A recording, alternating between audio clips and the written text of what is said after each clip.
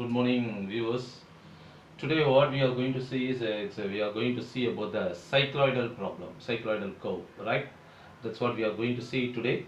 So, regarding cycloid, I hope you know that the cycloid concept is mainly based on a circle, a coin, or drum which rolls in a horizontal direction, in which, in a particular point on the circumference, what is the path it has been traced. That's what we used to analyze it. That the shape of the curve we are going to draw. That is the cycloidal curve. So without slipping, that is the main concept behind that. In case of cycloid problem, definitely that particular word it will be there. So that is our assumption we used to analyze it. So whenever we are going to draw a cycloidal problem, so automatically if it is a coin or circle, we are going to have a data in terms of circular one. So our given data, a coin will be in a circular shape, or a drum, water maybe, it will be in a circular shape. So for a cycloidal problem, they used to give a circle. We are going to draw, for example, let me take the diameter, let it be 40 mm, of a circle of a diameter 40 mm. We need to draw a cycloidal curve for this problem. So here I am going to divide this circle into 12 divisions, or you can go for 8 division also. Anyhow, I am going for 12 divisions here. So I will divide this circle here. So this is a circle of diameter 40 mm. Then you divide this circle into 12 divisions. Okay, I hope you know that by dividing the circle into 12 divisions, each of this sector it will be at an angle of 30 degree. So 360 divided by 12, that is the main concept behind this. So place your projector and mark each and every angle and capture all these points and draw a cycloid problem.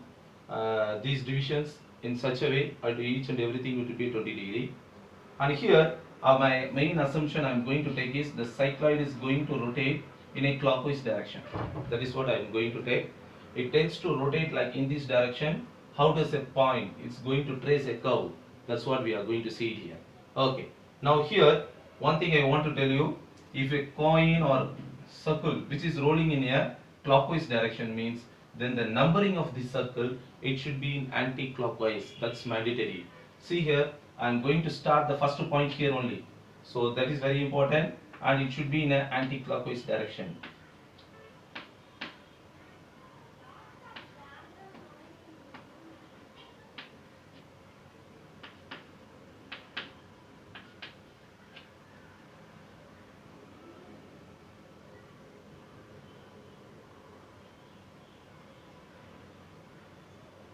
Sorry, here one small correction is there.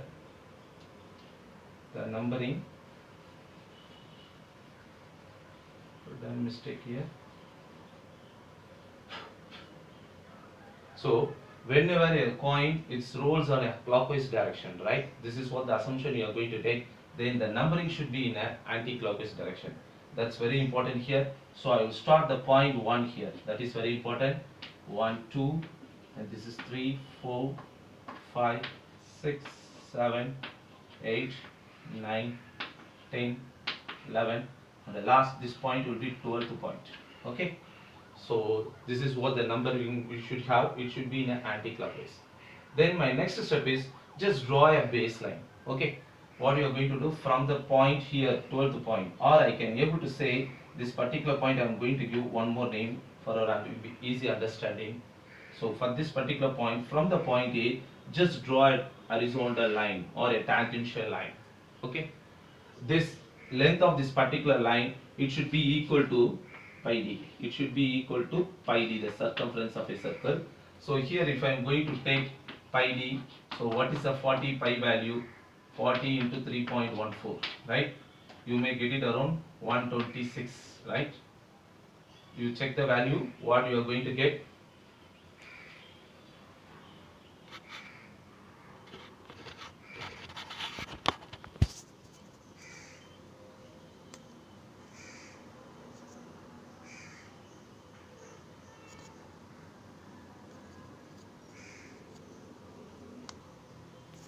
So here, what is the value you are going to get?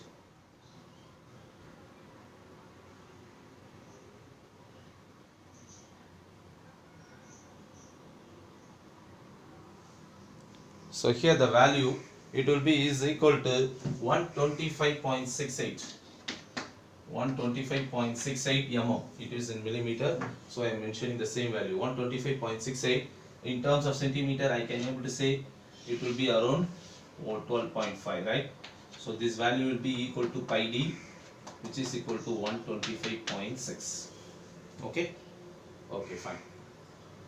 Or you can mention it as a 40 pi also, nothing wrong in that. Okay, the next step what I am going to do is I am going to draw a cycloidal curve in such a manner. I am going to divide this entire line AB into 12 divisions. That's what I am going to do. If I am going to do it here, just divide this value 125.68 divided by 12. What is the value you are going to give? So that is what we need to have. So if I am going to divide by 12, so the value will be 10.47 mm. It will be 10.47 mm, or I can say 1.04 centimeter. Am I right? So this is the data I used to get it. Okay, here what the main thing I want to tell you is, if I am going to take like in this manner 1.04, it's not an exact value we got it, right? 1.04. Okay, so here I can able to go for 1 centimeter division, right? In scale we cannot able to plot 1.04, right? So what I am going to do is I am going to divide this line AB into 12 divisions. Each of length will be 1 centimeter. But one thing I want to tell you, 1.04 we got it, right? The last division definitely it won't be in 1 centimeter. Am I right? It will be little bit more than that. You guys just plot it, okay, and you can check the measurement. What I said is right or wrong. Okay. So anyhow, here approximately what I'm going to do is I'm going to plot the points here. So I'm going to plot the point in such a manner. So here this is first point, second point, third, fourth, fifth, sixth, seventh, eighth, 9, 10, 11 and 12th point. Even though it's bigger, I'm going to mark here only the 12th point. Okay, so dividing this circle, guys, one thing you can able to do it here. If you want to divide a circle, any line into equal number of segments, I already told you one procedure. What is that? By drawing a 30-degree line, we can able to divide a line into segments and we can get a exact divisions. But here right now I'm going for an approximate manner. In such a manner I have taken it as I will make this 1.04 as 1 centimeter. Okay, that is the value I have taken, and I am just going in an approximate, little bit approximation manner. Some minor error will be there. Anyhow, it's okay. Okay, so this is the manner I am going to draw it here. The next step what I am going to do is, from the B point, just draw a vertical line. Just draw a thin vertical line here. And similarly, at the topmost point of this circle, the 6th point is the topmost, actually you used to get it. From here, just draw a horizontal line. Okay, so in such a manner, this is the entire region of the cycloidal curve we are going to draw. The next step what I am going to do is, I am going to extend all the lines. Viewers, just listen here. If you are going to see here, this first point of this particular circle and the 11th point, if you place your scale, right, definitely if you are going to place your scale, it looks like in a straight line manner. I am telling you. Okay, you can cross check it, this 11th and first point. Anyhow, from the 11th point, keep your scale horizontally in a correct position. That's very important. And draw a line towards the same. You got it? Okay. And similarly, this 10th point and the second point, it will be in a horizontal manner. And draw like in this manner. And 3rd and 9th, similarly 4 and 7, you will get it like in this manner.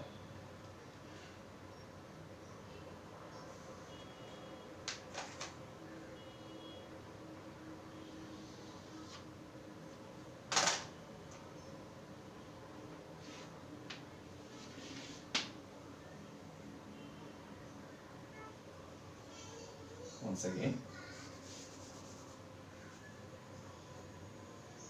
3 and 9, it's 8 and 4, 8 and 4.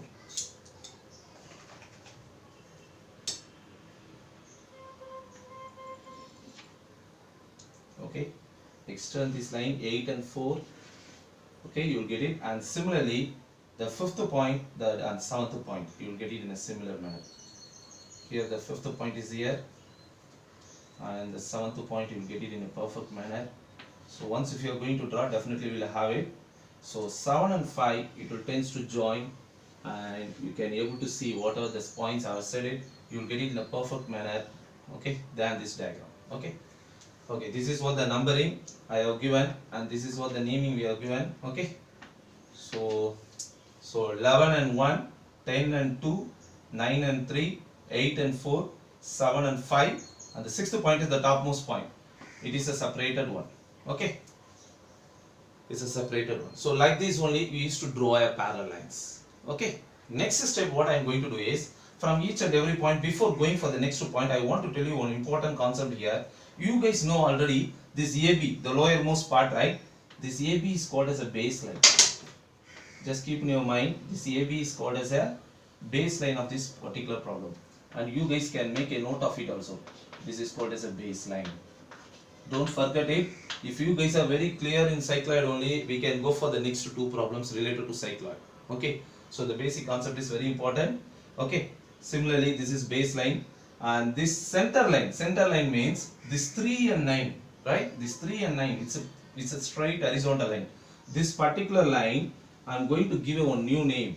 This particular line we are going to call it as a locus of center. Okay, don't forget it, and you need to mark all these things in your diagram. Okay, locus of center, this 3 line. Okay. Anyhow, for your visibility, I am just darkening this line, but actually it should not be darkened. Okay, just draw it as a thin line only. Okay, fine. Now the next step what I am going to do is, from the point C1, right? From the point C1, you can place your scale vertically. Okay, you can place your scale vertically and extend a line in such a manner till it touches the locus of center. You got it? This locus of center line is where? Here at the 3 line. And similarly from the second point, from the third point, fourth point. So this is for understanding. I'm drawing like in this manner. Boys, to be frank, I can able to say, you guys can place your scale here and you can keep it scale vertically, and you can capture this point where it cuts the locus of center.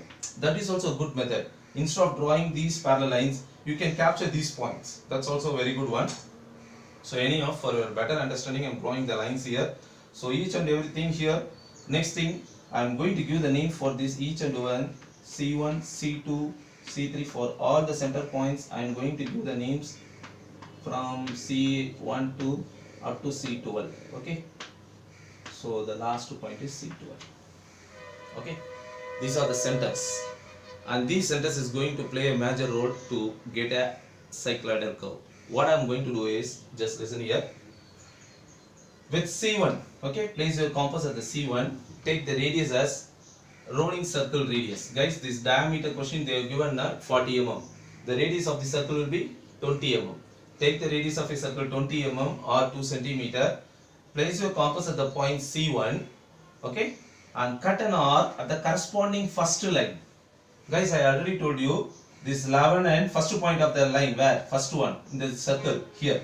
This 11 and 1, it goes right. So at this particular point, place your compass at the C1 and you can cut an arc somewhere here.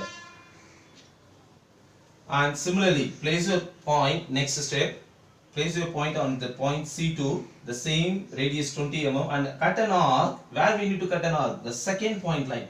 This is above that line. We need to cut an arc. Small arc. And C3.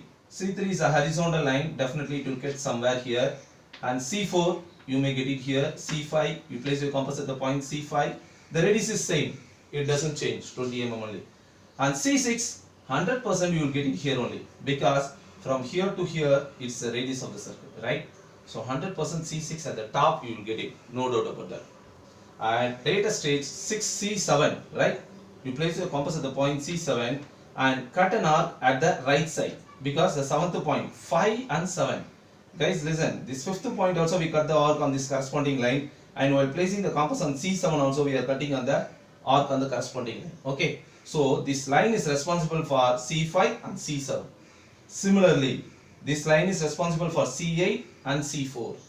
You got it? So on the corresponding lines we need to cut, and while placing the compass at the C1, you can rotate the compass at the right side or left side also. You may get it, but please try to go at the right side. C1 to C6, you cut an arc at the left side. After C7 to C12, you got the compass right side. You cut an arc at the right side region. then only you will get a exact curve, right? Okay, now next one, C8 you cut an arc, and C9 you place it, you may cut it here 10, 11, and last 12th point, definitely it will cut at the arc, the point B. The arc will cut at the point B, right? So this is the shape of the involute curve we used to get it. So once if you are going to draw, just I am going to arrange the arc shape here. So just joining these points, guys. Finally this point has to join with this point A or 12th point. Okay, so some students used to forget it, so just join this point to A here and up to this, and similarly the arc has to complete at this particular point, so it has to go through towards the point B in such a manner. It should be a perfect arc.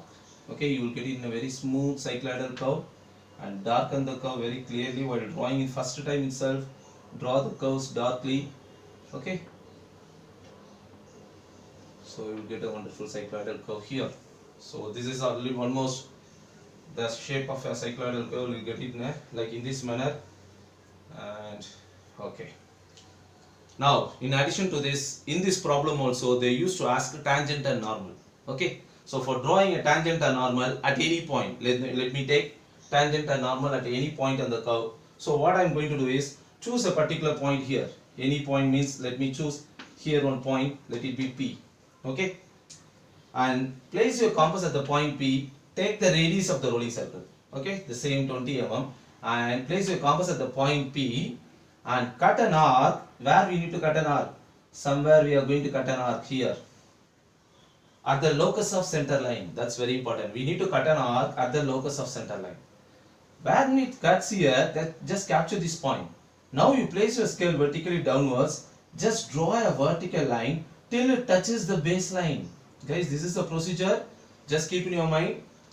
To draw a tangent and normal, locate any point P on the curve. Then take the radius of the rolling circle and place your compass at the point P and cut an arc at the locus of center line. Okay.